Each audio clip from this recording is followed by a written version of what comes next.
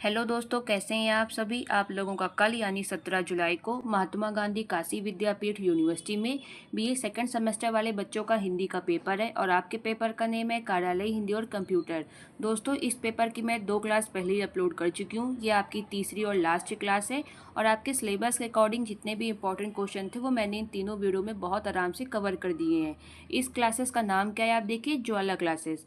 और ये ज्वाला क्लासेस की आपको 1000% गारंटी है। आपका मन हो आप 10,000% गारंटी ले लीजिए कि आप इन तीनों वीडियो को बहुत अच्छे से करके जाइएगा। 80% पेपर आपका इन वीडियोस से बहुत आराम से कवर हो जाएगा। ये मेरी आपको लिखित गारंटी है।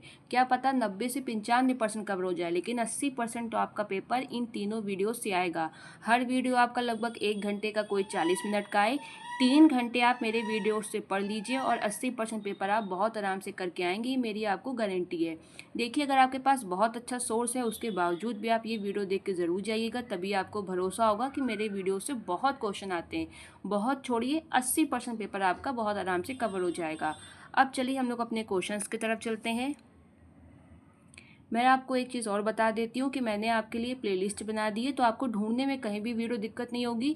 आप प्लेलिस्ट वाले फोल्डर पे जाइएगा। सबसे पहले प्लेलिस्ट इसकी बनी है बीए सेकंड सेमेस्टर हिंदी करके, तो आपको तीनों वीडियो उसमें बहुत आराम से मिल जाएंगे। और हर वीडियो के डिस्क्रिप्शन बॉक्स में, कमेंट बॉक्स में मैं सारे वीडियोज़ की लिंक भी पिन कर दूँगी, तो आपको ढूंढने में कहीं दिक्कत नहीं होगी।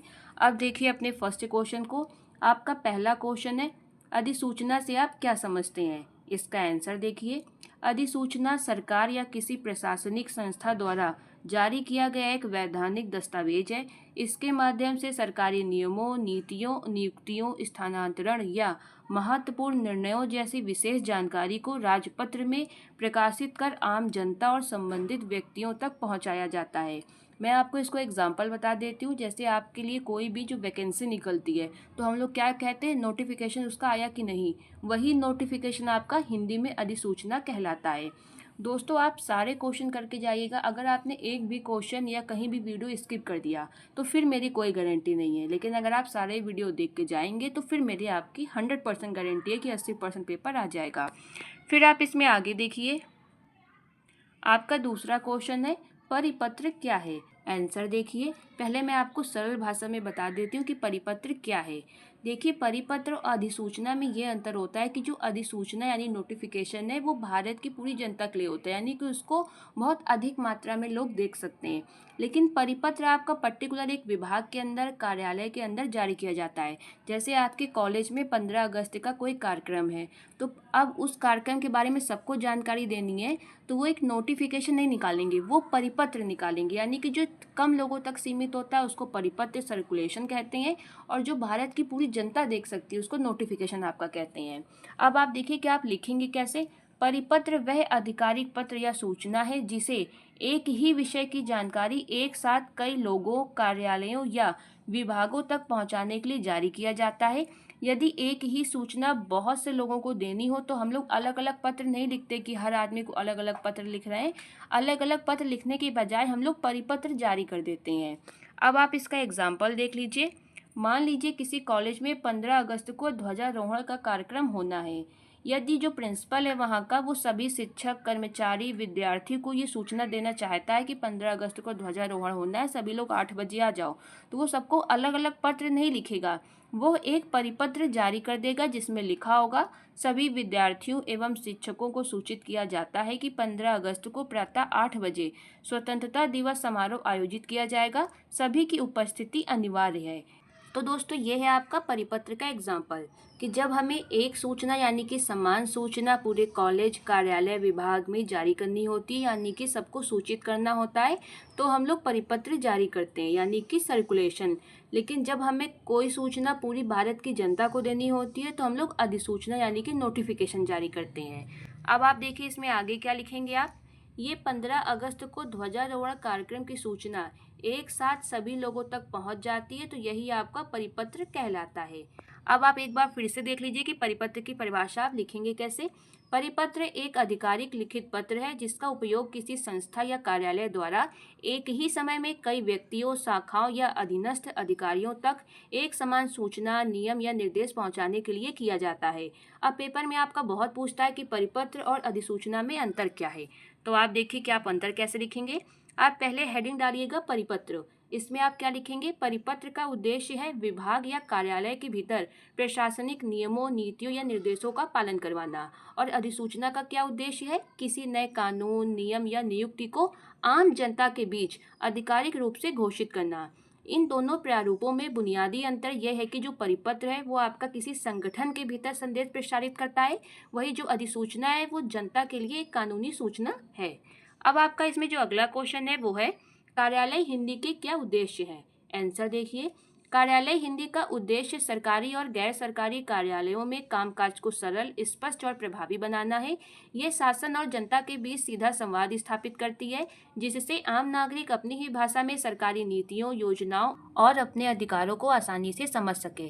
कार्यालय हिंदी के प्रमुख उद्देश्यों को निम्नलिखित बिंदुओं से समझा जा सकता है। पहला उद्देश्य है इसका, सरकारी कार्यों को सरल बनाना। कार्यालय हिंदी का मुख्य उद्देश्य है कार्यालयों में सभी कार्य आसानी और सुचारू रूप से संपन्न हो। दूसरा पॉइंट है आपका, हिंदी भाषा का प्रसार प्रचार। सरकारी कार्यालयों में हिंदी के प्रयोग को बढ़ावा देना। तीसरा उद्देश्य है आपका, कार्य में एक रूपता लाना। सभी कार्यालयों में पत्र, आदेश, रिपोर्ट और अन्य दस्तावेज एक समान शैली में तैयार किए जाएं। चौथा पॉइंट है आपका, जनता की सुविधा। कार्यालय हिंदी का उद्देश्य है कि आम नागरिक अपनी ही भाषा में सरकारी जानकारी और सेवाओं को आसानी से समझ सके। फिर आपका इसमें पांचवा पॉइंट है, समय और श्रम की बचत। सरल भाषा के कारण कार्य आपके जल्दी होते हैं और बिना भ्रम के पूरे होते हैं। देखिए, कभी भी आपके पास क्वेश्चन लघु में और दीर्घ में आए तो आप हर क्वेश्चन में कोशिश ये कीजिए कि निष्कर्ष जरूर लिखिए। इससे आपको 1-2 नंबर एक्स्ट्रा मिलते हैं, क्योंकि निष्कर्ष बहुत कम ही बच्चे लिख के आते हैं। आप इसमें निष्कर्ष क्या लिखेंगे, कार्यालय हिंदी का उद्देश्य केवल हिंदी का प्रयोग बढ़ाना नहीं है, बल्कि सरकारी कार्यों को सरल, स्पष्ट, प्रभावी और जनहितकारी बनाना भी है। इसलिए प्रशासन और कार्यालयों में इसका विशेष महत्व है। फिर आपका इसमें अगला क्वेश्चन है, पदनाम का आशय स्पष्ट कीजिए। तो पहले मैं आपको इसको सरल भाषा में बता देती हूँ कि पदनाम है क्या। देखिए, आपके बहुत सारे रिश्तेदार होंगे जो घर आते होंगे, वो कहते होंगे भैया मेरे लड़के की नौकरी लग गई, आपकी लगी कि नहीं। तो आप लोग क्या कहते हैं, मन में उत्सुकता आती है, आप तुरंत पूछते हैं सरकारी विभाग में या प्राइवेट में। फिर वो भी जो भी वो आपको बताएं तो फिर आप कहते हैं किस पद में है। तो जो पद का नाम हुआ वही यहाँ पे क्या कहलाता है, पदनाम। पदनाम से आपको क्या पता चलता है, किसी व्यक्ति की पोस्ट, कि वो किस पोस्ट पर है और उसके पास कितने अधिकार हैं। तो ये आपका हो गया पदनाम। अब आप देखिए कि आप लिखेंगे कैसे। पदनाम का अर्थ है किसी व्यक्ति के पद या कार्य का आधिकारिक नाम। इससे ये पता चलता है कि वह व्यक्ति किसी कार्यालय, संस्था या संगठन में किस पद पर कार्य कर रहा है और उसकी क्या जिम्मेदारियां हैं। कार्यालयी पत्रों, आदेशों, प्रमाण पत्रों और सरकारी दस्तावेजों में संबंधित अधिकारी या कर्मचारी के नाम के साथ उसका पदनाम अवश्य लिखा जाता है। इससे उसकी पहचान और अधिकार स्पष्ट हो जाते हैं कि उसके पास कितने अधिकार हैं। अब आप इसका एग्जाम्पल देख लीजिए। जैसे आपका कारपोरेट क्षेत्र में कौन से पदनाम होते हैं, कौन कौन सी पोस्ट फेमस है, आपका मैनेजर, प्रबंधक, सीईओ। शिक्षा के क्षेत्र में आपके कौन से पदनाम या पोस्ट फेमस है, प्रोफेसर हो गया, आपका लेक्चरर हो गया, प्रिंसिपल हो गया। और सरकारी सेवा में आपका जिलाधिकारी, पुलिस अधीक्षक, ये सब आपके क्या हुए, पदनाम। फिर आपका इसमें अगला क्वेश्चन है, टिप्पण लेखन की विशेषताओं का उल्लेख कीजिए। इसका आंसर देखिए, टिप्पण लेखन कार्यालयी कार्यों का एक महत्वपूर्ण भाग है। जब किसी पत्र, आवेदन या फाइल पर अधिकारी द्वारा किसी विषय के संबंध में विचार, सुझाव या निर्णय हेतु संक्षिप्त रूप में लिखा जाता है, उसे हम लोग क्या कहते हैं, टिप्पण लेखन। अब आप टिप्पण लेखन की प्रमुख विशेषताएं देखिए जो पेपर में बहुत पूछा जाता है। पहला है इसका संक्षिप्तता। टिप्पण को कम शब्दों में लिखा जाता है, इसमें केवल आवश्यक बातों का ही उल्लेख किया जाता है। फिर आपका दूसरा पॉइंट है स्पष्टता। भाषा आपकी सरल और स्पष्ट होनी चाहिए ताकि विषय आसानी से समझ में आ सके। फिर आपका टिप्पण लेखन की विशेषता का तीसरा पॉइंट है तथ्यपूर्णता। टिप्पण में केवल सही और प्रमाणिक तथ्यों का ही प्रयोग किया जाना चाहिए। फिर आपका चौथा पॉइंट है क्रमबद्धता। विचारों और सूचनाओं को उचित क्रम में प्रस्तुत करना चाहिए। पांचवा पॉइंट है आपका वस्तुनिष्ठता। इसमें व्यक्तिगत भावनाओं के स्थान पर विषय से संबंधित निष्पक्ष विचार होने चाहिए। अब ऐसा नहीं कि आपके सामने कोई फाइल आए तो आप उसमें अपने विचार लिखने लगे नोटिंग में। आपको नोट लिखना है, लेकिन जो विषय में है, जो उस फाइल में है, सिर्फ उतना लिखना है, अपनी भावनाओं को उसमें व्यक्त नहीं करना है। छठवां पॉइंट है आपका निर्णय में सहायक। अच्छी टिप्पण अधिकारी को सही निर्णय लेने में सहायता करती है। टिप्पणी का मेन महत्व बहुत जगह ये होता है कि छोटे अधिकारी जो होते हैं वो उसमें नोटिंग लिख देते हैं। फिर जो बड़े अधिकारी के पास फाइल जाती है तो वो पूरी फाइल नहीं पढ़ता कि इसमें क्या क्या है, तो वो जो छोटे अधिकारी ने नोटिंग लिखी होती है यानी कि टिप्पण लिखा होता है उसी को पढ़ के वो सही निर्णय अपना करता है। इसलिए जो अच्छी टिप्पण होती है वो अधिकारी को सही निर्णय लेने में बहुत सहायता करती है। फिर आपका इसमें निष्कर्ष है, क्योंकि मेरा उद्देश्य यही होता है कि आपको ज़्यादा नंबर मिले, इसलिए मैं हर क्वेश्चन के नीचे आपको निष्कर्ष जरूर देती हूँ। इसमें आप निष्कर्ष क्या लिखेंगे? टिप्पण लेखन का उद्देश्य किसी विषय को स्पष्ट करके उचित निर्णय लेने में सहायता करना होता है, इसलिए कार्यालय कार्यों में संक्षिप्त, स्पष्ट और प्रभावी टिप्पण का विशेष महत्व है। फिर आपका इसमें अगला क्वेश्चन है, कंप्यूटर का जनक किसे कहा जाता है? आंसर, चार्ल्स बेबेज को कंप्यूटर का जनक कहा जाता है। उन्होंने सन 1837 में एनालिटिकल इंजन नामक एक यांत्रिक कंप्यूटर डिजाइन किया था। इस मशीन में आधुनिक कंप्यूटर के कई प्रमुख गुण मौजूद थे, जैसे आपका गणना करना, निर्देशों के अनुसार कार्य करना और डेटा को सुरक्षित रखना। फिर आपका इसमें आगे है, चार्ल्स बेबेज का यही आविष्कार आधुनिक कंप्यूटर के विकास की नींव माना जाता है। इसी महत्वपूर्ण योगदान के कारण उन्हें कंप्यूटर का जनक कहा जाता है। फिर आपका इसमें अगला क्वेश्चन है, सुपर कंप्यूटर से आप क्या समझते हैं? आंसर देखिए, सुपर कंप्यूटर सबसे शक्तिशाली और उन्नत कंप्यूटर होते हैं जो सामान्य कंप्यूटरों की तुलना में तेज गति से विशाल मात्रा में डेटा प्रोसेस करते हैं। ये एक सेकंड में लाखों करोड़ों गणनाएं कर सकते हैं। इसका उपयोग बहुत जटिल और बड़े कार्यों को पूरा करने के लिए किया जाता है। सुपर कंप्यूटर का प्रयोग मौसम की भविष्यवाणी, अंतरिक्ष अनुसंधान, वैज्ञानिक शोध, परमाणु अनुसंधान, चिकित्सा अनुसंधान और बड़े डेटा के विश्लेषण में किया जाता है। अब आप इसके एग्जाम्पल देख लीजिए सुपर कंप्यूटर का। भारत का प्रसिद्ध सुपर कंप्यूटर कौन सा है? परम सिद्धि एआई है। अब आप एक बार सरल शब्दों में देख लीजिए कि सुपर कंप्यूटर कहते किसको हैं। बहुत तेज गति से कठिन गणनाएं करने वाले शक्तिशाली कंप्यूटरों को सुपर कंप्यूटर कहा जाता है। फिर आपका इसमें अगला क्वेश्चन है, पीपीटी का आशय स्पष्ट कीजिए। आंसर, पीपीटी का पूरा नाम है आपका पावर पॉइंट प्रेजेंटेशन। इसको हिंदी में कहते हैं पावर पॉइंट प्रस्तुति। यह एक कंप्यूटर प्रोग्राम है जिसकी मदद से किसी विषय को स्लाइड के माध्यम से सरल और आकर्षक तरीके से दिखाया और समझाया जाता है। एक तरीके से आपकी जो बचपन की ड्राइंग बुक है उसी तरीके से आपका पावर पॉइंट होता है। मैं आपको सिर्फ समझा रही हूँ। कंप्यूटर में आप जब इसको खोलेंगे तो आपको पूरा एक वाइट पेज मिलता है, आप उसमें लिख सकते हैं, उसमें आप चित्र को ऐड ऑन कर सकते हैं। आपको चित्र डाउनलोड कर लीजिए गूगल से, वहाँ पे आप पेस्ट कर सकते हैं। फिर जब वो पेज भर जाए तो आप दूसरा पेज ऐड ऑन कर सकते हैं। उन्हीं वाइट पेज को इसमें स्लाइड कहा जाता है। उस वाइट पेज का आप कलर बदल सकते हैं, ब्लैक, ब्लू, जो भी मनो आप उसमें बहुत आसानी से कर सकते हैं। फिर आपका इसमें आगे है, इन स्लाइड्स पर आप text, images, chart, graph, audio और वीडियो जैसे मल्टीमीडिया सामग्री जोड़ सकते हैं। पीपीटी का प्रयोग मुख्य रूप से शिक्षा, कार्यालय, व्यवसाय, प्रशिक्षण और सेमिनार में किया जाता है। इससे किसी विषय को सरल, आकर्षक और प्रभावी ढंग से समझाने में सहायता मिलती है। मैं आपको पावर पॉइंट की जो एक प्रेजेंटेशन है उसका एग्जांपल देती हूँ। जैसे आपने सीरियल में, मूवी में देखा होगा, जो बड़ी बड़ी कंपनियों के मालिक होते हैं जब वो मीटिंग करते हैं तो उनके एक हाथ में छोटा सा रिमोट जैसा होता है, और जो उनका मीटिंग का जो रूम होता है उसमें वो एक बड़ी सी एलसीडी लगी होती है, और उसमें आपने देखे होंगे पेज चलते हैं। जैसे वो एक बटन दबाते हैं तो एक पेज आता है, फिर दूसरी बटन दबाते हैं दूसरा पेज आता है। तो वही आपका जो प्रेजेंटेशन है वो किससे बनती है? पावर पॉइंट से। अब सिर्फ समझाने के लिए मैंने एक एग्जांपल यहाँ पे दिया है, आप उसको देख लीजिए। मान लीजिए आपको पेड़ पौधों का महत्व समझाना है पूरी कक्षा को। आपको आज होमवर्क दिया जाए कि कल आप पेड़ पौधों का पूरा महत्व समझाएंगे पूरी कक्षा को, और इसको आपको पावर पॉइंट यानी कि पीपीटी के थ्रू समझाना है। तो जो पहली स्लाइड है यानी कि पहला पेज है उसमें आप विषय का नाम लिखेंगे, दूसरी स्लाइड में आप पेड़ पौधों के चित्र लगा देंगे, तीसरी स्लाइड में आप उनके लाभ लिखेंगे, चौथी स्लाइड में आप निष्कर्ष लिख देंगे। तो इस तरीके से आप पावर पॉइंट में प्रेजेंटेशन बनाते हैं। फिर आपका इसमें आगे है, इस तरह एक एक स्लाइड दिखाकर पूरी बात समझाई जाती है, इसी को क्या कहा जाता है? पीपीटी। अब एक बार आप सरल शब्दों में देख लीजिए। पीपीटी एक ऐसा कंप्यूटर प्रोग्राम है जिसकी सहायता से किसी विषय को स्लाइडों के माध्यम से सरल, आकर्षक और प्रभावशाली ढंग से प्रस्तुत किया जाता है। फिर आपका इसमें अगला क्वेश्चन है, साहित्यिक शोध के प्रमुख उद्देश्य क्या है? आंसर देखिए, साहित्यिक शोध का अर्थ है साहित्य से संबंधित किसी विषय, रचना, लेखक, भाषा, शैली या साहित्यिक प्रवृत्ति का व्यवस्थित और गहन अध्ययन करना। इसका उद्देश्य साहित्य के विभिन्न पक्षों को समझना और नए तथ्यों की खोज करना है। अब साहित्यिक शोध के जो प्रमुख उद्देश्य है उनको देख लीजिए, क्योंकि ये क्वेश्चन आपका लघु में आता है तो आपको एक पेज में लिखना पड़ेगा, तो आप इसका आंसर पॉइंट में दीजिएगा। इसमें आपका जो पहला पॉइंट है वो है नए तथ्यों की खोज करना। साहित्य से जुड़े नए विषयों, विचारों और तथ्यों को सामने लाना साहित्यिक शोध का प्रमुख उद्देश्य होता है। फिर आपका इसमें दूसरा पॉइंट है साहित्य का गहन अध्ययन और मूल्यांकन करना। किसी रचना या साहित्यिक कृति की विशेषताओं और महत्व को समझना और विस्तार से उसका विश्लेषण करना। तीसरा पॉइंट है आपका लेखक और रचना को समझना। साहित्यिक शोध का एक प्रमुख उद्देश्य होता है कि किसी लेखक के जीवन, विचारों और उसकी रचनाओं के संबंध को गहराई से जानना। चौथा पॉइंट है आपका साहित्य के विकास को समझना, विभिन्न कालों, आंदोलनों और साहित्यिक प्रवृत्तियों का अध्ययन करना। फिर आपका पांचवा उद्देश्य है पुरानी सामग्री का संरक्षण करना, दुर्लभ ग्रंथों, पांडुलिपियों और साहित्यिक स्रोतों को सुरक्षित रखना। छठवां पॉइंट है आपका नई दृष्टि प्रदान करना। साहित्यिक शोध का एक प्रमुख उद्देश्य ये भी होता है कि जितनी भी पुराने अब तक शोध किए गए हैं उनमें आप कुछ नया ऐड ऑन करें। तो इसमें आप क्या लिखेंगे, साहित्य को नए विचारों और आधुनिक दृष्टिकोण से समझना।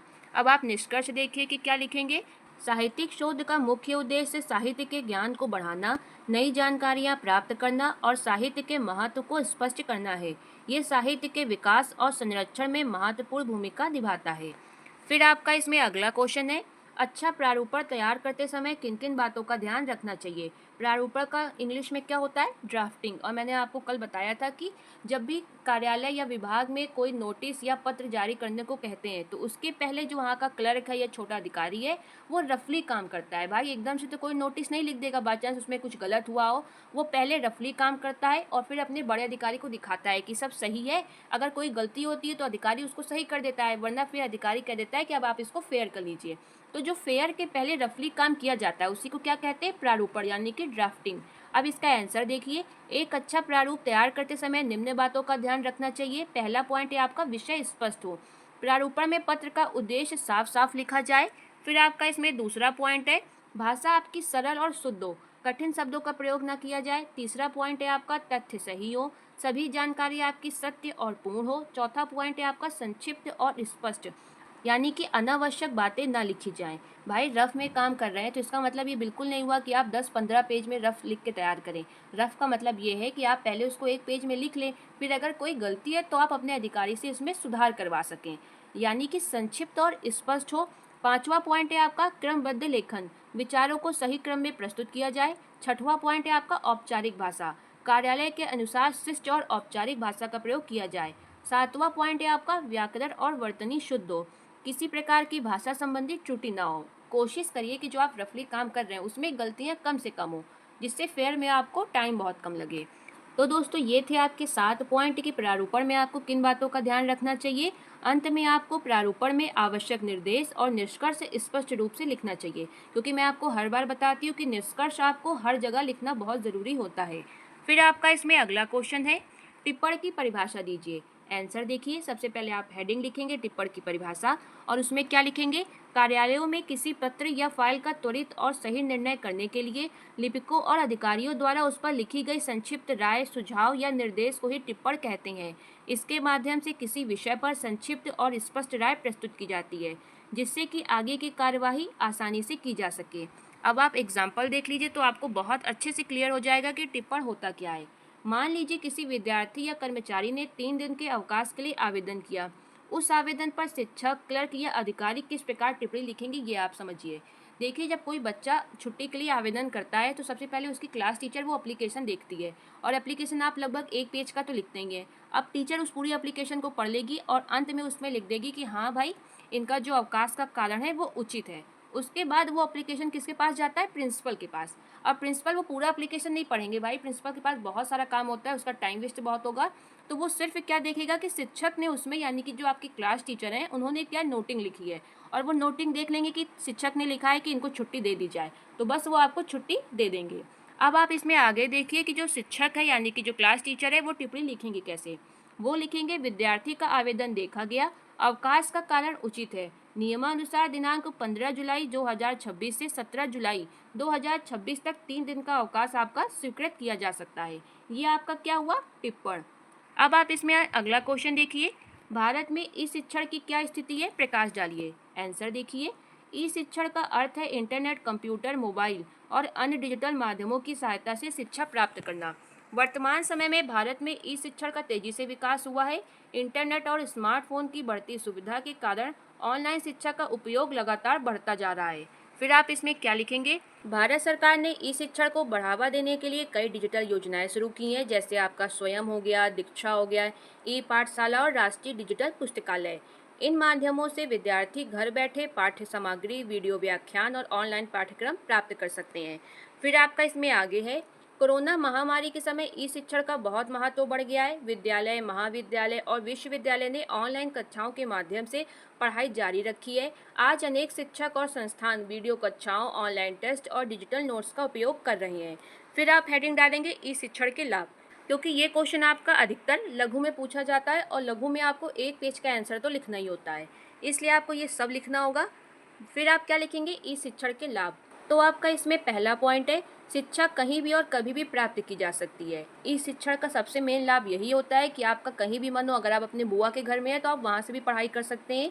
आप दुनिया के किसी भी कोने में हैं तो आप वहाँ से अपनी पढ़ाई बहुत आराम से कर सकते हैं। दूसरा आपका ई शिक्षण का लाभ है कि इसमें समय और धन की बचत होती है। तीसरा पॉइंट है आपका, पढ़ाई की सामग्री आप इसमें बार बार देख सकते हैं। फिर आपका इसमें चौथा पॉइंट है, दूर दराज के विद्यार्थियों को शिक्षा का अवसर मिलता है। फिर आपका इसमें पांचवा पॉइंट है कि जो ई शिक्षण है उसमें बहुत आसानी से आप चीज़ें सीख सकते हैं, क्योंकि उसमें आधुनिक तकनीक का यूज़ किया जाता है।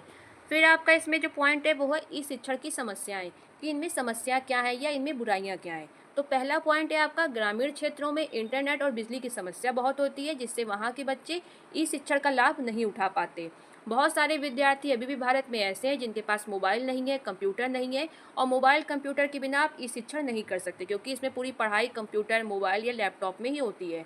तीसरा पॉइंट है आपका, डिजिटल ज्ञान की कमी। चौथा पॉइंट है, ऑनलाइन पढ़ाई में शिक्षक और विद्यार्थी के प्रत्यक्ष संपर्क की कमी बहुत होती है। फिर आपको इसमें निष्कर्ष में क्या लिखना है? भारत में ई शिक्षण का भविष्य उज्ज्वल है। ये पारंपरिक शिक्षा का स्थान पूरी तरीके से नहीं ले सकता, लेकिन इसे बेहतर और अधिक सुलभ बनाने में महत्वपूर्ण भूमिका निभा रहा है। डिजिटल सुविधाओं के विस्तार के साथ भारत में ई शिक्षण और अधिक प्रभावी होगा। फिर आपका इसमें अगला क्वेश्चन है, ई पुस्तकालय से आप क्या समझते हैं? विस्तार से उसका उल्लेख कीजिए। अभी आपने पढ़ा ई शिक्षण और ये है आपका ई पुस्तकालय, तो आप हेडिंग डालेंगे ई पुस्तकालय से आप क्या समझते हैं या ई पुस्तकालय का क्या अर्थ है। तो ई पुस्तकालय या डिजिटल पुस्तकालय वह पुस्तकालय है जहां पुस्तकें, पत्रिकाएं, शोध पत्र, समाचार पत्र या अन्य अध्ययन सामग्री आपको इलेक्ट्रॉनिक यानी कि डिजिटल रूप में मिलती हैं। इन सामग्रियों को आप इंटरनेट, कंप्यूटर, लैपटॉप, टैबलेट या मोबाइल की सहायता से कभी भी और कहीं भी पढ़ सकते हैं। पहले पुस्तकालय में पुस्तकें पढ़ने के लिए जाना पड़ता था, लेकिन ई पुस्तकालय में आप घर में ही बैठ के अपने मोबाइल में बहुत आराम से पढ़ सकते हैं। फिर आपका इसमें आगे है, ई पुस्तकालय के प्रमुख विशेषताएं और लाभ बताइए, क्योंकि आपके क्वेश्चन में पूछा यही गया है। आप ध्यान से देखिए कि ई पुस्तकालय से आप क्या समझते हैं, विस्तार से बताइए, यानी कि ये क्वेश्चन आपका लॉन्ग का है, तो आपको इसमें ये हेडिंग जरूर देखनी है कि ई पुस्तकालय की प्रमुख विशेषताएं और लाभ क्या है। पहला पॉइंट है आपका, घर बैठे इंटरनेट के माध्यम से 24 घंटे अध्ययन की सुविधा उपलब्ध रहती है। दूसरा है आपका, एक ही स्थान पे आपको हजारों पुस्तकें और अध्ययन सामग्री मिल जाती है। ई पुस्तकालय मेनली आप फ़ोन में देखेंगे कि आपको उसमें हजारों किताबें मिल जाती हैं, तो वही इसका मतलब है कि एक ही स्थान में आपको हजारों पुस्तकें मिल जाएंगी। आप बस फ़ोन खोलिए और ई पुस्तकें आपको हजारों मिल जाएंगी, बस आपके फ़ोन में नेट होना चाहिए और आप बहुत अच्छे से चीज़ों को सर्च कर पा रहे हो। फिर आपका इसमें थर्ड पॉइंट है, पुस्तकों को आसानी से खोजा और पढ़ा जा सकता है। चौथा पॉइंट है, समय और धन की बचत होती है। पहले आप बहुत सारी किताबें खरीदने जाते थे, कोई किताब आपको 500 की मिल रही है, कोई 400 की, लेकिन ऑनलाइन पढ़ाई बहुत सस्ती हो गई है। पांचवा पॉइंट है आपका, अध्ययन सामग्री सुरक्षित रहती है। भाई किताब आपकी पानी में भीग गई, कभी चूहे काट देते हैं, इसमें ऐसी कोई समस्या नहीं होती। सारी किताबें आपकी फ़ोन में रहती हैं और जल्दी ख़राब नहीं होती। छठवां पॉइंट है आपका, विद्यार्थियों और शोधकर्ताओं के लिए बहुत उपयोगी होता है ई पुस्तकालय। सातवां है आपका, दुर्लभ पुस्तकों और शोध सामग्री बहुत आसानी से आपको मिल जाती है। आठवां पॉइंट है आपका, कागज़ की बचत होने के कारण पर्यावरण संरक्षण में सहायता मिलती है। नवा पॉइंट है आपका, अध्ययन सामग्री को आप डाउनलोड कर सकते हैं या ऑनलाइन आराम से पढ़ सकते हैं।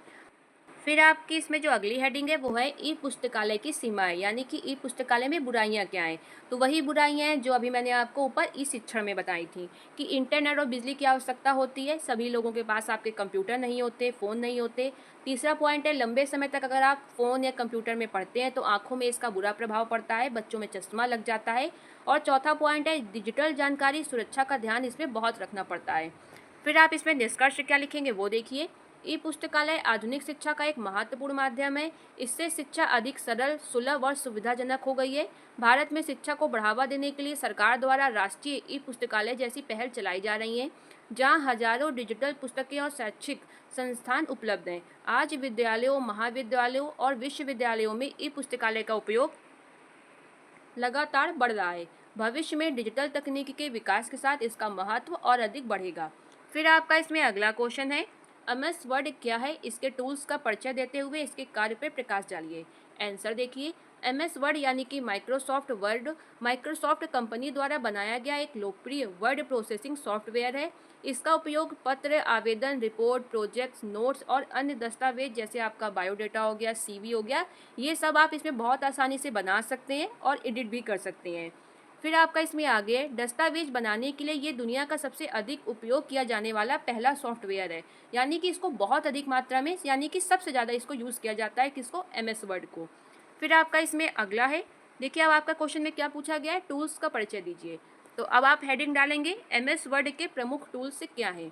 तो एमएस वर्ड में कई टैब और टूल्स होते हैं जो निम्नलिखित हैं। मैं आपको यहाँ जो प्रमुख टूल्स हैं वही बताऊंगी। इसका मतलब ये है कि जब आप एमएस ऑफिस खोलेंगे तो उसमें कौन कौन से ऑप्शन आते हैं। जैसे कि आप अपने फ़ोन में जब फेसबुक खोलते हैं तो आपको कौन कौन से ऑप्शन अपने होम पेज में दिखते हैं, यानी कि सबसे पहले क्या क्या दिखता है। वही यहाँ पे पूछा गया है कि आपको एमएस वर्ड में क्या क्या दिखता है। तो सबसे पहले आपको दिखेगा होम। होम में क्या क्या आपको ऑप्शन देता है, यहाँ आपको फ़ॉन्ट बदलने का ऑप्शन देता है, लिखने का देता है, आप कट कॉपी पेस्ट कर सकते हैं, आप जो अक्षर है उनको बोल्ड कर सकते हैं, यानी कि ज़्यादा आप इसको डार्क कर सकते हैं, अंडरलाइन कर सकते हैं। ये सब टूल्स किस में देता है आपको? होम में।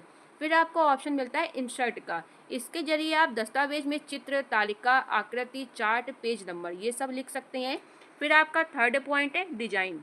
इसमें आप क्या करेंगे, इसमें आप पेज का डिजाइन, थीम और रंग बदलने के लिए ऑप्शन होता है।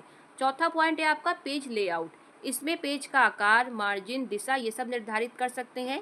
फिर आपका इसमें पांचवा पॉइंट है रेफरेंस। इसमें आप क्या कर सकते हैं, विषय सूची, फुटनोट और संदर्भ जोड़ने के लिए इसका यूज़ किया जाता है। छठवां पॉइंट है आपका रिव्यू। ये टूल आपका वर्तनी और व्याकरण की त्रुटियों की जांच और सुधारने में मदद करता है। फिर आपका सातवां पॉइंट है व्यू। दस्तावेज को अलग अलग प्रकार से आप इसमें देख सकते हैं। फिर आपका इसमें जो अगली हेडिंग है, आपके क्वेश्चन में पूछा गया है कि एमएस वर्ड के मुख्य कार्य क्या हैं। तो आप लिखिए, पहला पॉइंट है आपका पत्र, आवेदन और रिपोर्ट तैयार करना। दूसरा कार्य है दस्तावेज में सुधार करना। तीसरा है आपका चित्र, तालिका और चार्ट लगाकर दस्तावेजों को अधिक जानकारीपूर्ण और आकर्षक बनाना। चौथा पॉइंट है आपका दस्तावेज को सुरक्षित करना और प्रिंट निकलवाना। पांचवा कार्य है रिज्यूम, प्रोजेक्ट और पुस्तकें तैयार करना। छठवां और लास्ट कार्य है आपका हिंदी तथा अंग्रेजी दोनों भाषाओं में आप इसमें टाइपिंग कर सकते हैं। फिर आपका इसमें निष्कर्ष है, एमएस वर्ड एक सरल और उपयोगी सॉफ्टवेयर है। इसका उपयोग आपका विद्यालय, महाविद्यालय, सरकारी कार्यालयों, बैंकों, कंपनियों और घरों में दस्तावेज तैयार करने के लिए किया जाता है। आज के डिजिटल युग में ये सबसे महत्वपूर्ण कार्यालयी सॉफ्टवेयर में से एक है। फिर आपका इसमें अगला क्वेश्चन है, स्कैनर से आप क्या समझते हैं? इसके मुख्य कार्य पर प्रकाश डालिए। आंसर देखिए, स्कैनर एक इनपुट उपकरण है। इसका मतलब ये कि अगर आपने स्कैनर तो देखा ही होगा आप सभी ने, स्कैनर में आप कोई भी फ़ोटो लगा दीजिए या कोई भी आप अपने नोट्स को लगा दीजिए, तो वो इसको स्कैन करके आपके कंप्यूटर में भेज सकता है। फिर आप कंप्यूटर में अपनी फ़ोटो देख सकते हैं, कंप्यूटर में आप आराम से पढ़ाई कर सकते हैं। जो भी कागज़ आप स्कैनर में लगाएंगे वो आपको अपने कंप्यूटर में मिल जाता है। अब आप देखिए कि इसमें आगे क्या लिखेंगे, जिसका उपयोग कागज़ में मौजूद टेक्स्ट, फोटो, चित्र या किसी दस्तावेज को स्कैन करके उन्हें कंप्यूटर में डिजिटल फाइल के रूप में बदलने के लिए किया जाता है। स्कैनर दस्तावेज की तस्वीर लेकर उसे कंप्यूटर में सुरक्षित कर देता है। इसके बाद उस फाइल को आप देख सकते हैं, एडिट कर सकते हैं, प्रिंट या इंटरनेट के माध्यम से कहीं भी भेज सकते हैं। अब आप देखिए कि स्कैनर के मुख्य कार्य क्या हैं। पहला कार्य है दस्तावेजों को डिजिटल रूप में बदलना। कागज़ पर लिखी जानकारी को कंप्यूटर में इलेक्ट्रॉनिक रूप में परिवर्तित करना, जिससे उन्हें कंप्यूटर की स्क्रीन में देखा जा सकता है। दूसरा कार्य है आपका फ़ोटो और चित्र स्कैन करना। पुराने फ़ोटो और चित्रों को आप स्कैन करके कंप्यूटर में भेज सकते हैं। तीसरा आपका पॉइंट है फाइलों का संपादन, यानी कि एडिट करना। स्कैन की गई छवियों या दस्तावेजों को आप कंप्यूटर में विभिन्न सॉफ्टवेयर की मदद से एडिट कर सकते हैं। चौथा पॉइंट है आपका ओसीआर तकनीकी। कई आधुनिक स्कैनर जैसे आपका ऑप्टिकल कैरेक्टर रिकग्नाइजेशन तकनीक का उपयोग करके ये जो स्कैनर होते हैं वो जो कागज़ में अच्छा लिखे होते हैं आप उनको भी एडिट कर सकते हैं। जैसे आपने कोई आपके पास पेज है, उसमें आपको मे की जगह से करना है, तो आप उसको स्कैन करिए, आपके पास कंप्यूटर में चला जाएगा। फिर आप वहाँ पे सॉफ्टवेयर का यूज़ करके मे की जगह उस पर आराम से लिख सकते हैं और उसके बाद आप फ्री प्रिंट आउट निकाल लीजिए तो आपको मे की जगह से मिलेगा। फिर आपका इसमें अगला पॉइंट है ईमेल या इंटरनेट से भेजना। स्कैन किए गए दस्तावेजों को आप आसानी से ऑनलाइन भेज सकते हैं। फिर आपका स्कैनर का छठवां कार्य है दस्तावेजों का संग्रह करना और डेटा स्टोरेज। स्कैनर भौतिक कागजी दस्तावेजों जैसे महत्वपूर्ण प्रमाण पत्र, बिल और रिकॉर्ड्स को स्कैन करके डिजिटल पीडीएफ या इमेज फॉर्मेट में कंप्यूटर या क्लाउड स्टोरेज में सुरक्षित करने में मदद करता है। अब आप स्कैनर का उपयोग देख लीजिए कहाँ कहाँ किया जाता है। तो आपका पहला उपयोग है विद्यालय और महाविद्यालयों में स्कैनर का यूज़ किया जाता है। सेकंड है आपका सरकारी कार्यालयों में। तीसरा है आपका बैंक और अस्पतालों में। चौथा है आपका पासपोर्ट, आधार और अन्य दस्तावेजों को डिजिटल रूप में सुरक्षित रखने में स्कैनर का उपयोग किया जाता है। पांचवा पॉइंट है ऑनलाइन आवेदन और दस्तावेज अपलोड करने में। अब आप देखिए कि निष्कर्ष में क्या लिखेंगे। स्कैनर एक महत्वपूर्ण इनपुट उपकरण है जो कागज पर उपलब्ध जानकारी को डिजिटल रूप में बदलकर सुरक्षित रखने और साझा करने में सहायता करता है। आज के डिजिटल युग में इसका उपयोग लगभग सभी सरकारी, शैक्षणिक और व्यावसायिक क्षेत्रों में किया जाता है। फिर आपका इसमें अगला क्वेश्चन है, हिंदी साहित्य के विस्तार में इंटरनेट की भूमिका पर प्रकाश डालिए। आंसर, इंटरनेट आधुनिक युग का सबसे प्रभावी संचार माध्यम है। इसने हिंदी साहित्य के प्रचार प्रसार और विकास में महत्वपूर्ण योगदान दिया है। पहले हिंदी साहित्य मुख्य रूप से पुस्तकों, पत्र पत्रिकाओं और पुस्तकालयों तक सीमित था, लेकिन इंटरनेट के कारण आज ये विश्व भर में आसानी से उपलब्ध है।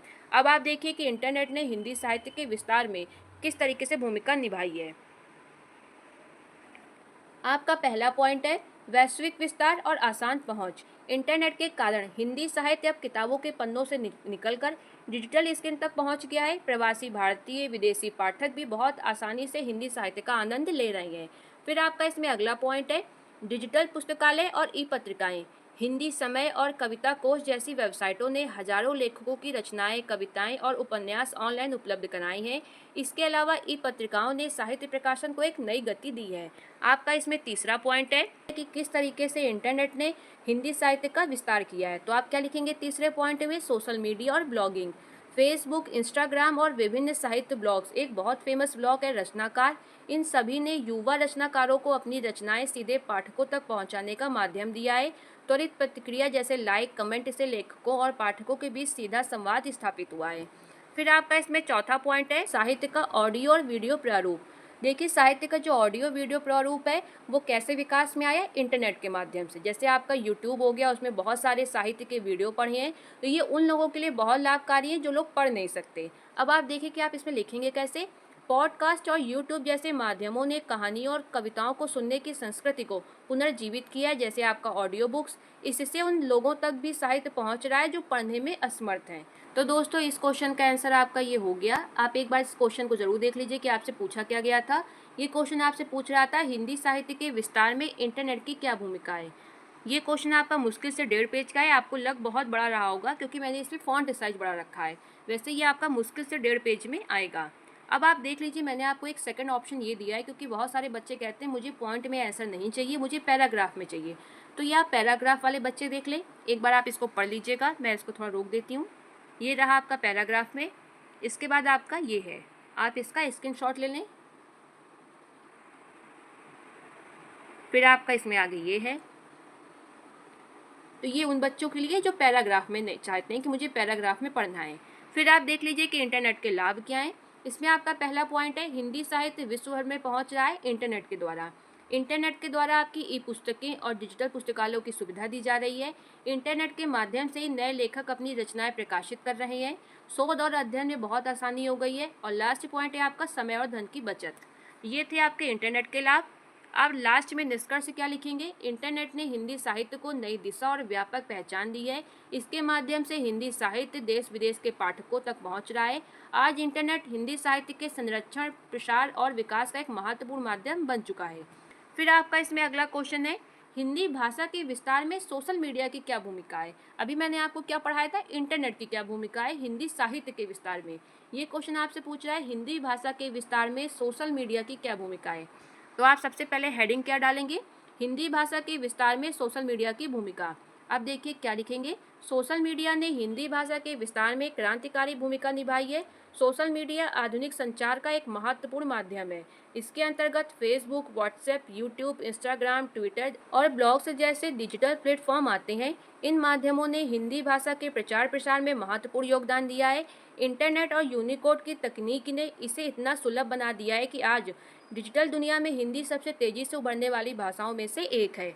फिर आप इसमें आगे लिखेंगे, पहले हिंदी का प्रयोग मुख्य रूप से पुस्तकों, समाचार पत्रों और पारंपरिक माध्यमों तक सीमित था, लेकिन सोशल मीडिया के कारण हिंदी आज इंटरनेट की प्रमुख भाषाओं में शामिल हो गई है।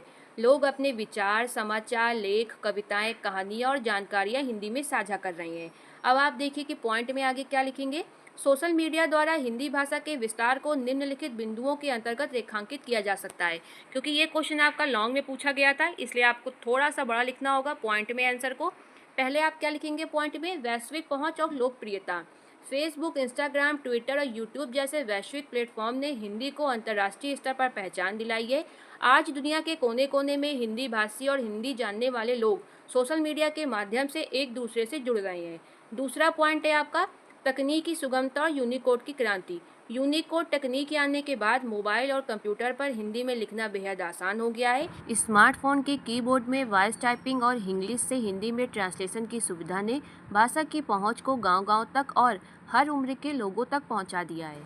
फिर आपका इसमें जो अगला पॉइंट है वो है कंटेंट क्रिएटर्स और रोजगार के अवसर। इसमें आप क्या लिखेंगे, यूट्यूब पर हिंदी सामग्री, पॉडकास्ट, समाचार संबंधी कंटेंट और वीडियो बनाने वाले क्रिएटर्स की संख्या तेजी से बढ़ी है, जिससे गैर हिंदी भाषी क्षेत्रों और विदेशों में भी हिंदी की लोकप्रियता बढ़ी है। इसने हिंदी को न सिर्फ एक भाषा के रूप में बल्कि रोजगार और डिजिटल मार्केटिंग की एक सशक्त भाषा के रूप में स्थापित किया है। फिर आपका इसमें चौथा पॉइंट है साहित्य और रचनात्मक का लोकतंत्रीकरण। पहले जहां साहित्यकारों को अपनी रचनाएं छपवाने के लिए प्रकाशकों पर निर्भर रहना पड़ता था, वहीं सोशल मीडिया ने लेखकों, कवियों और ब्लॉगर्स को सीधा पाठकों से जोड़ दिया है। फेसबुक पेज और इंस्टाग्राम रील्स के जरिए जो नए रचनाकार हैं वो अपनी कला को लाखों लोगों तक बहुत आसानी से पहुंचा रहे हैं। फिर आपका इसमें निष्कर्ष है, सोशल मीडिया ने हिंदी भाषा को आधुनिक तकनीक से जोड़कर उसके विस्तार को गति दी है। आज हिंदी केवल भारत तक सीमित नहीं है, बल्कि डिजिटल माध्यमों के कारण विश्व स्तर तक अपनी पहचान बना रही है। फिर आपका इसमें अगला क्वेश्चन है, कंप्यूटर पर हिंदी टंकर के फॉन्ट के प्रकार के बारे में बताइए। आंसर देखिए, कंप्यूटर पर हिंदी टंकर टाइपिंग में दो प्रमुख श्रेणियों के फॉन्ट इस्तेमाल किए जाते हैं।